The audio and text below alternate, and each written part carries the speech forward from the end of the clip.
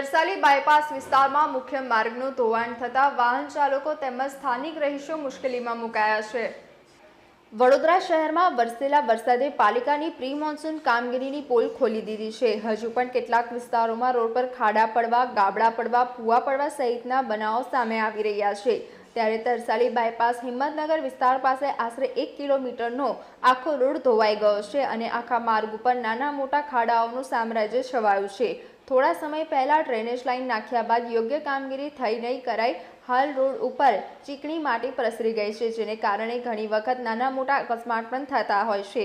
સ્કૂલે અભ્યાસ કરવા જતા બાળકોને રિક્ષા ચાલકો પણ લેવા આવતા નથી, જેને કારણે વાલીઓને પણ ઘણી મુશ્કેલી પડી રહી છે। ત્યારે વહેલી તકે આ રોડ વ્યવસ્થિત કરવામાં આવે તેવી સ્થાનિક રહીશોએ માંગણી કરી હતી। લોકો વેરો ભરે છે તેમ છતાં સુવિધા ન મળતા લોકોએ તંત્ર સામે રોષ પણ ઠાલવ્યો હતો। આ હિંમતનગર તરસાલી બાયપાસનો વિસ્તાર છે। આની સમસ્યા આ રોડનું જે આ ગટર લાઈન નાખી ત્યારબાદ આ રોડની હાલત ખરાબ થઈ ગઈ। માટી એટલી બધી ચીકણી છે ને એમાં વરસાદ ચાલુ થઈ ગયો, એમાં બધા રોડ ખોદાઈ ગયા છે। અહીંયા નજીક જવા આવવાવાળાને વાહનોવાળાને એટલી બધી તકલીફ છે, નજીકની દુકાનવાળાને પાણી ઉડી ઉડીને અંદર દુકાનોમાં પડે છે। અંદર એમના ધંધા કરવાવાળાને તો ધંધાથી નુકસાન થાય છે ને। કોર્પોરેશનમાં જાણ કરી, કોર્પોરેશનવાળા કોઈ આ બાબતનું ધ્યાન જ નથી આપતા। આ વિસ્તારમાં અત્યારે પહેલેથી જ અન્યાય થતો આવ્યો છે।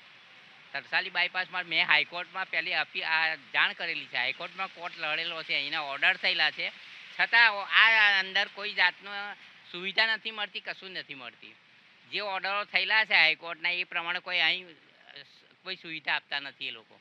તો એ હાઈકોર્ટના ઓર્ડરને પણ માન આપવા તૈયાર નહીં આ લોકો। મારું નામ ધુળાભાઈ માવજીભાઈ પરમાર।